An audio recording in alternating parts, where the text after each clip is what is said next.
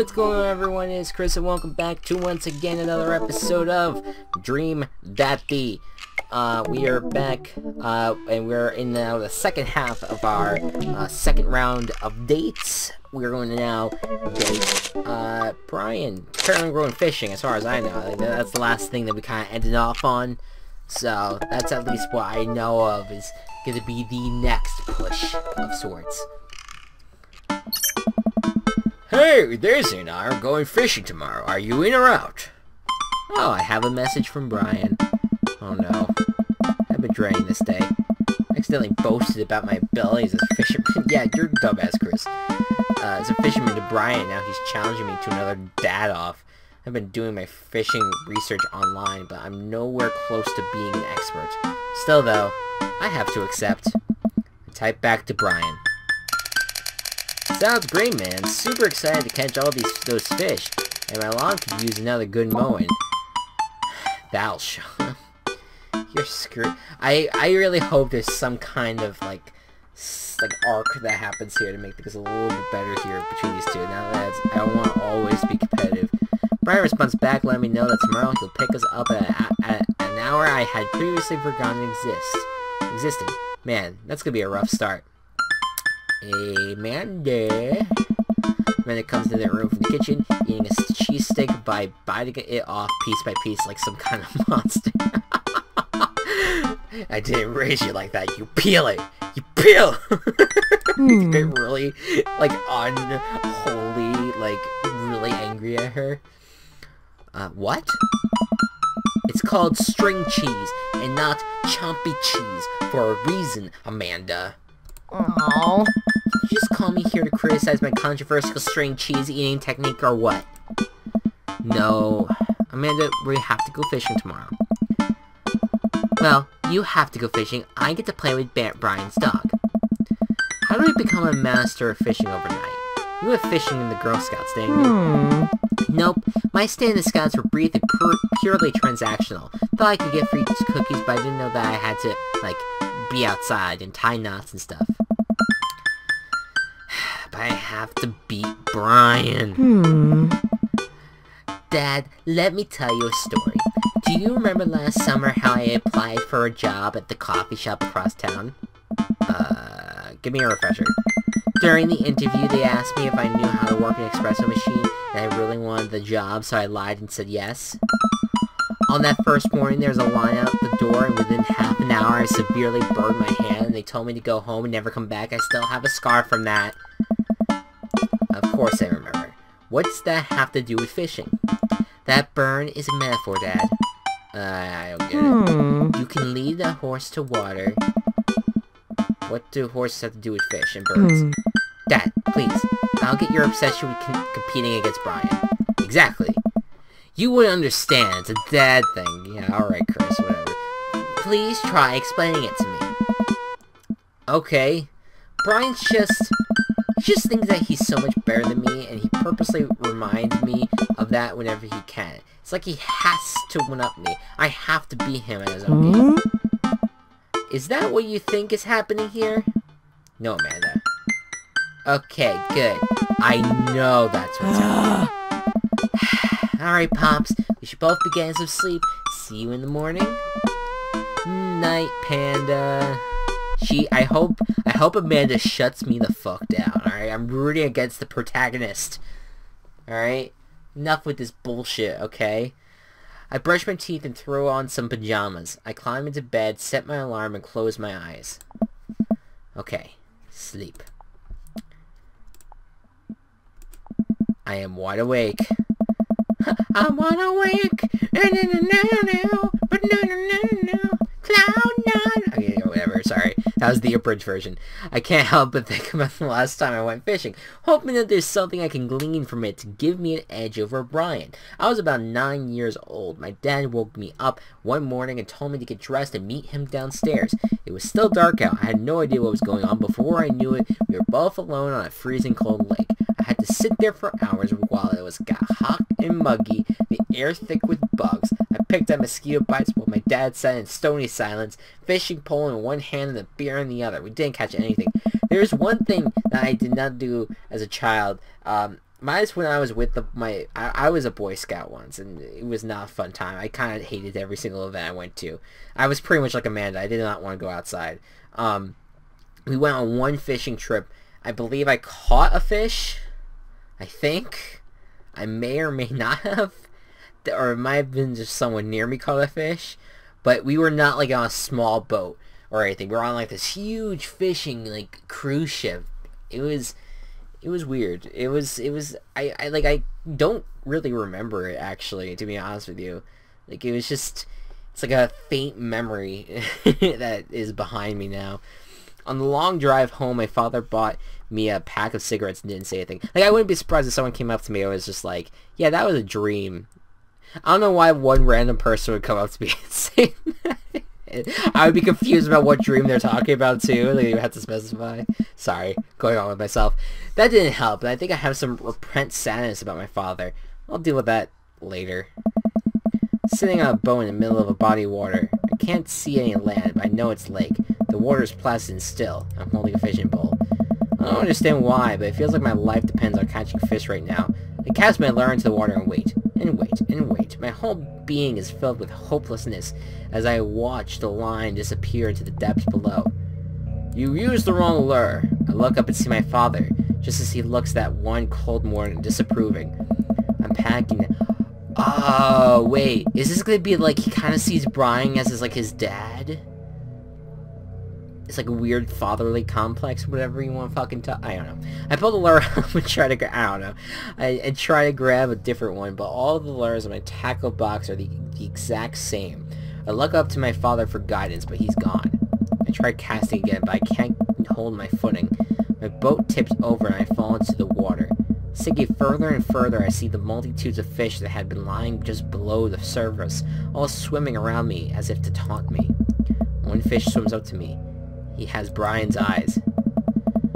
You gotta use a neutral buoyancy lure if you're trying to catch trout, buddy.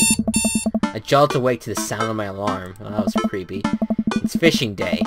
That explained the weird dream. I groggily slip on clothes and get ready. I spot Amanda's door half open. See her still curled up in the mountain of blankets. Walking over to bed, I give her a tiny kiss on the forehead. Fishing day, kiddo. You ready? No. Well, you gotta get up. I can't do this without you. Also, stop sleeping in your clothes. Amanda puts her comforter over her head. Never. Amanda. I'll get up in a minute. Alright, Brian should be here in 20, so you better not just go back to sleep. Amanda sticks her head up, hit her hand through the blanket to wave me away.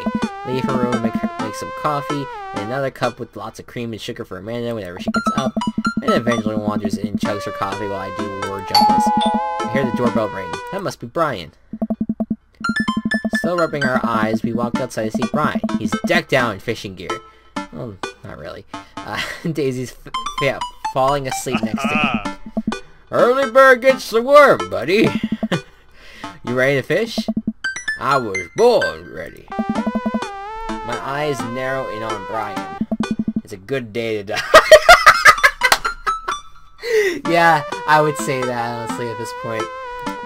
That's funny. Hop on in, guys. Let's get the fishing party started. I walk over to the driver's side door and open it. Woof, woof. Oh, shit's the dog. Brian's dog immediately hops in. Not that I'm not happy to see the dog, but I don't want to be woofing this entire time either.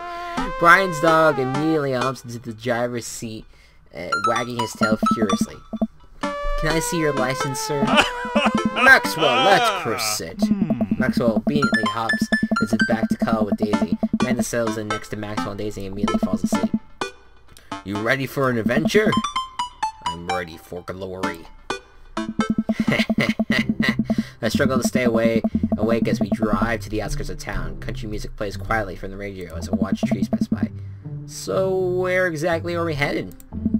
It's about an hour north of here. A little spot I've been going to since I was a little kid. My dad used to take me there all the time. I don't think anybody else knows about it. Wouldn't his face technically be over here because he's driving? Just saying. It's a weird placement. I brought everything we need so that way we could catch some trout, have a nice little fire, and enjoy the nature. My fishing pole is in the shop. Getting it tuned up. Do you maybe have an extra I could borrow? But of course, it's probably not as nice as it sounds like yours is, though. Right. I am digging a hole here. I stare out at the forest lining the highway. The sun is just barely over the horizon, scattering dusky pink lights through the trees. For a split second, I spot a deer grazing on the side of the road before it leaps back into the brush. After a nice, quiet drive, Brian eventually tells me to pull off the highway and onto a dirt road. The car bumps along until we reach a clearing that opens up to a magnificent lake. Well, here we are. I step out of the car and help Brian unload our gear as Maxwell runs around us barking. The kids wake up and wander to the shore, where Daisy tries to teach Amanda how to skip rocks. Brian and I... Oh, I'm sorry, that's not me. That's still me talking in my head. Brian and I carry the tackle boxes and cooler down to the edge of the lake, where he has a canoe waiting. Ah, great, it's still in one piece. Hold on, help me out with Maxwell. I help Brian place a tiny dog-sized life vest onto Maxwell. Woof, woof. I don't want to woof the whole time. Alright, your turn.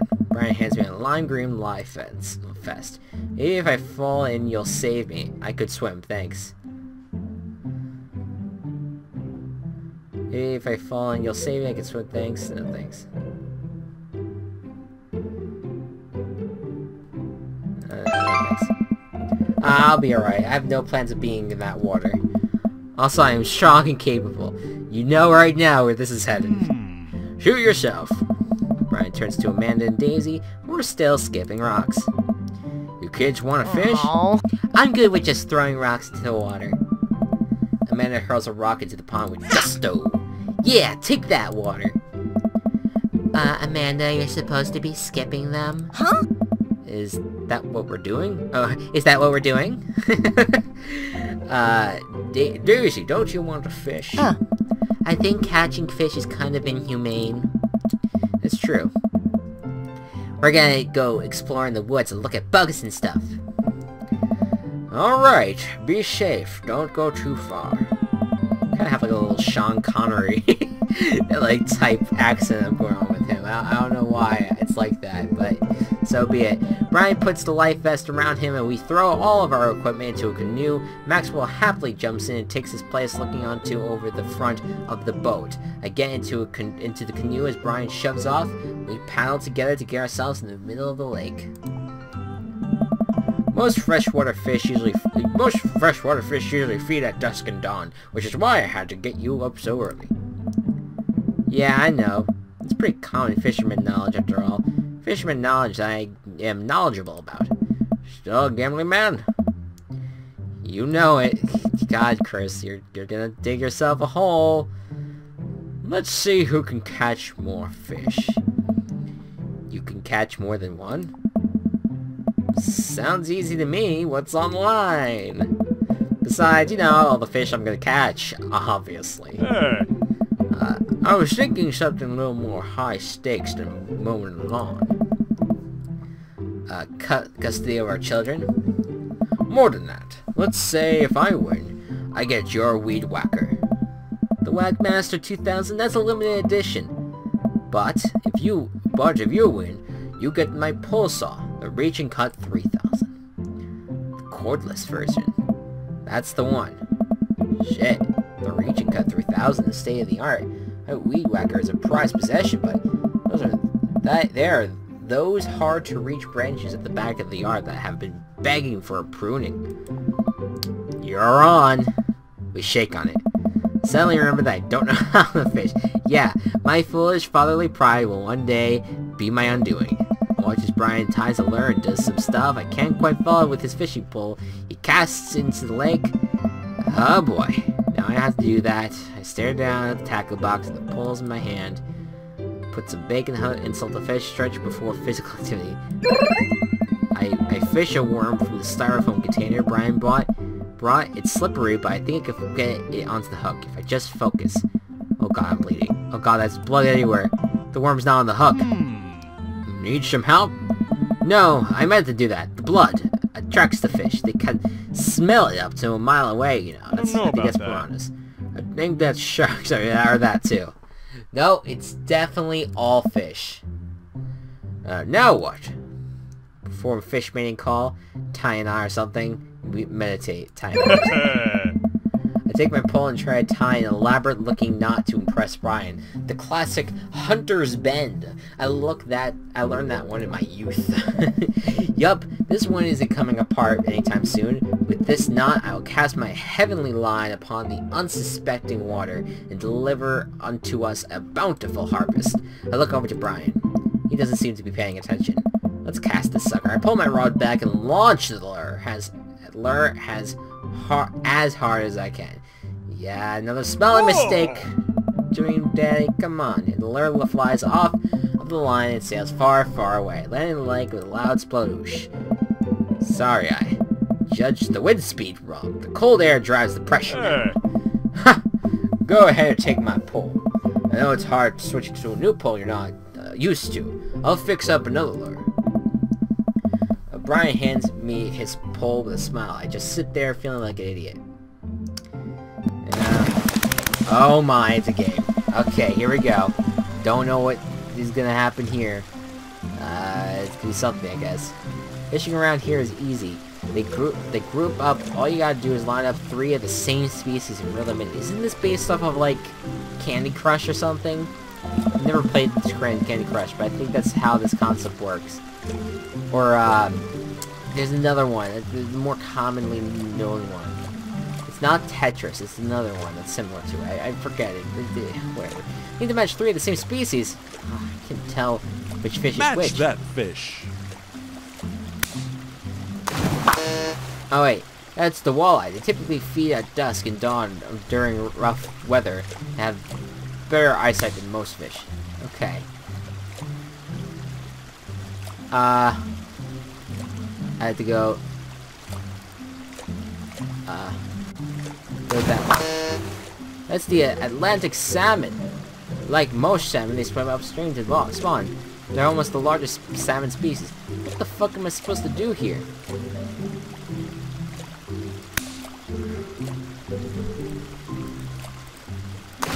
Match of the day. Yeah, there you go.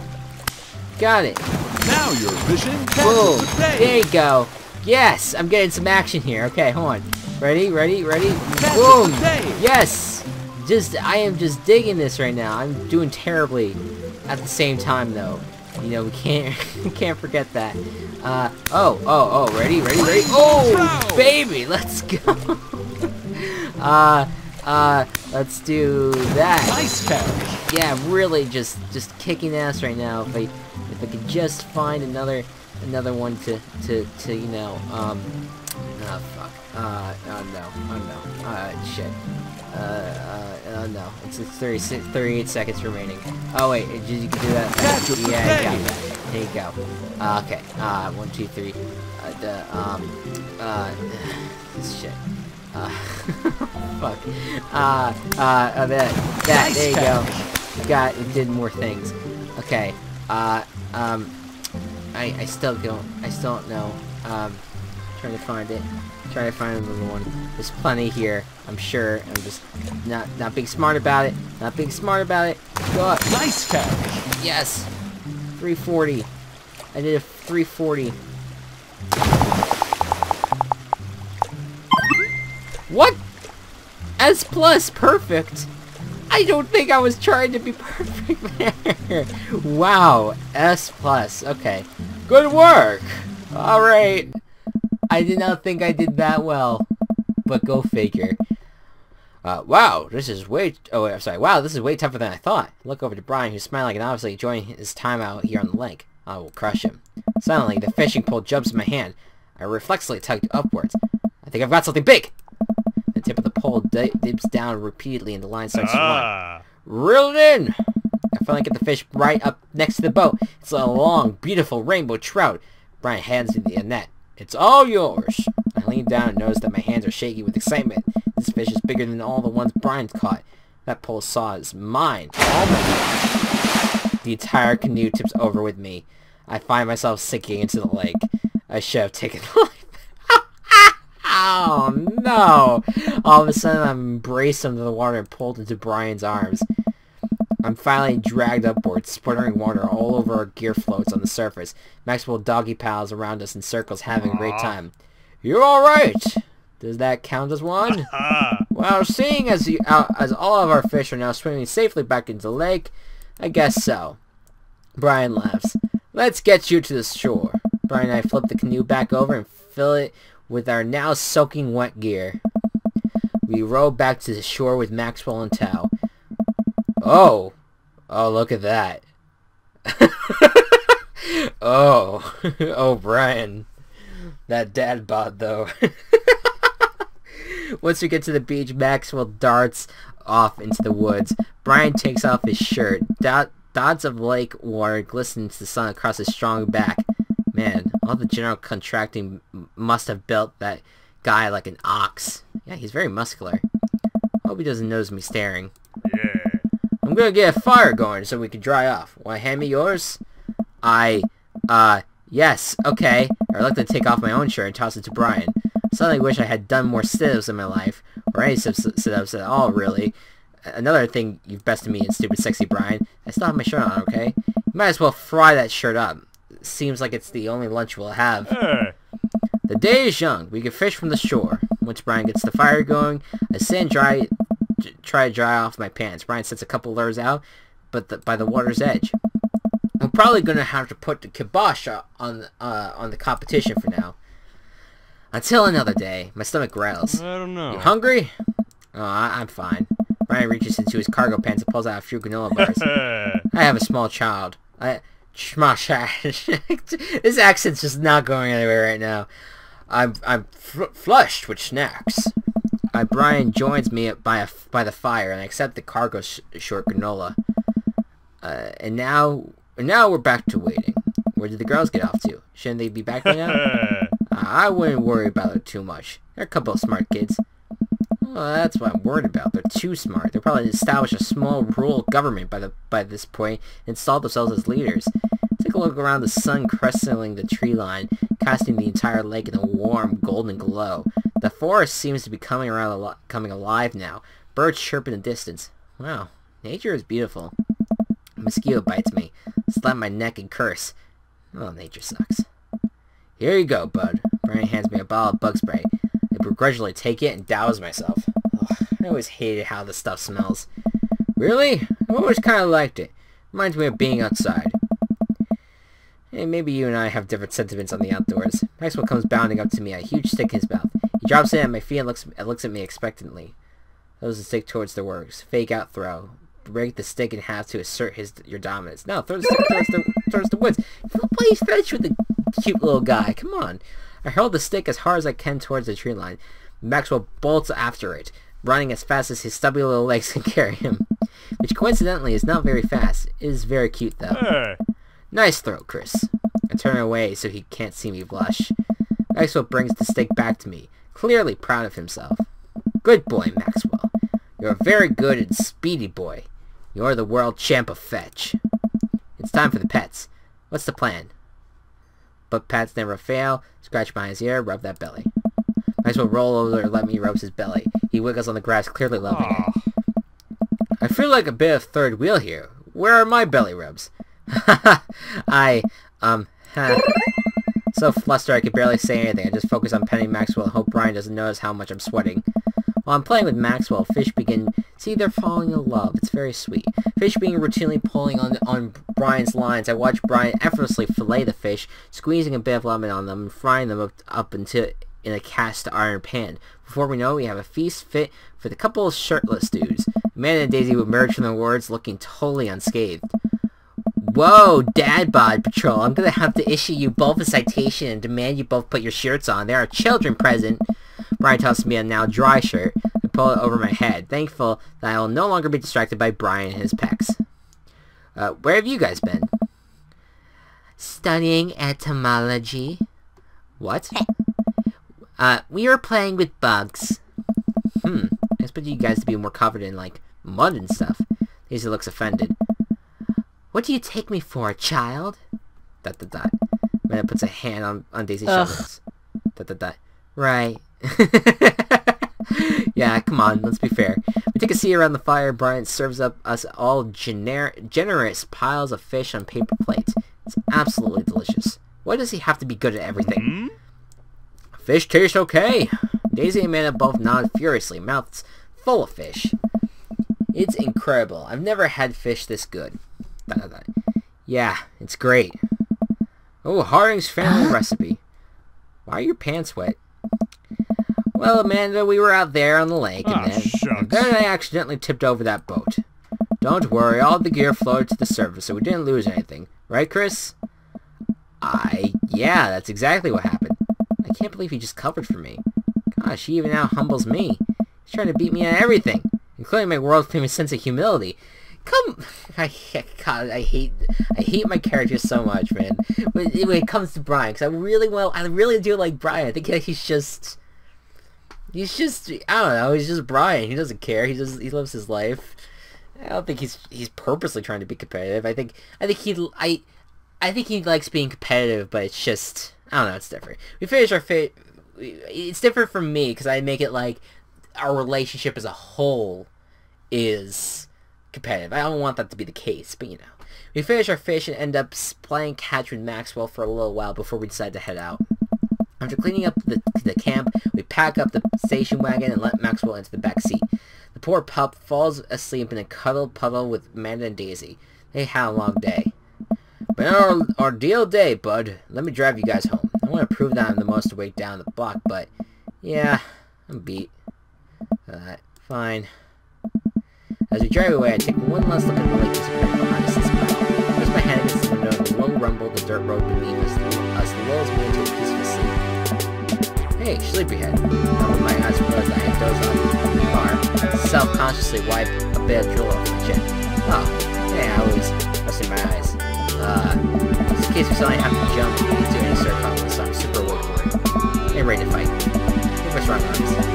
It's all good. You're in some rest, buddy. Thanks for coming out with us. I had a lot of fun with you. Thanks for inviting us. I also had fun, actually. Glad to hear it. Take it easy, yeah? You too.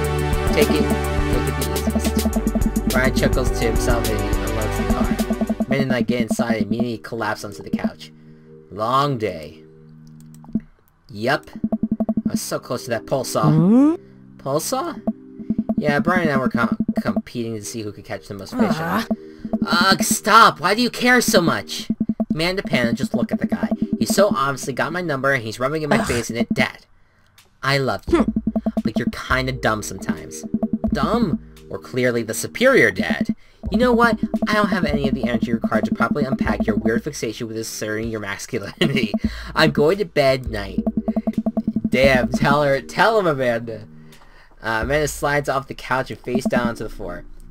I am a tired slug. Amanda, that floor is disgusting. I don't care. Well, night, honey. Night, Pops. Damn right. I think that was a good date. I don't know if it's gonna give us an A or not. Yeah! You sure know how to make a dad blush. Good, good, good. I'm enjoying Welcome. it. You've got dads. Alright. No extra cutscene this time. I figured that there might be. Alright, guys. One more date to go before we make our big decision. Hugo. You know what? I'll give you guys a little bit of a hint right now, okay? If I had to say anything right now, if I had to eliminate someone immediately, I'll give you one person that I'm probably not going to pick out of the remaining four, okay? I think that person, unfortunately, even though I was kind of looking forward to it, is Craig. I screwed out the last date really bad, and the more I think about it, the more I'm thinking the exercising and if that's all his life is going to be, I just don't want to be a part of it. But I am a good friend to him. He will always be a lifelong friend. So I think Craig, I could eliminate him. Okay, so we're down to 3, and I'll re-eliminate him officially, you know, next Thursday during the finale. But right now, if you want a hint of my mindset right now, Craig is out the window. The other 2 have been pleasant, and I've enjoyed them very much. And now it's up to Hugo to see if he can win me over. So, alright guys, thank you so much for watching. I hope you all enjoyed. Be good to one another, be kind to one another, and I'll see you guys next time. Bye-bye.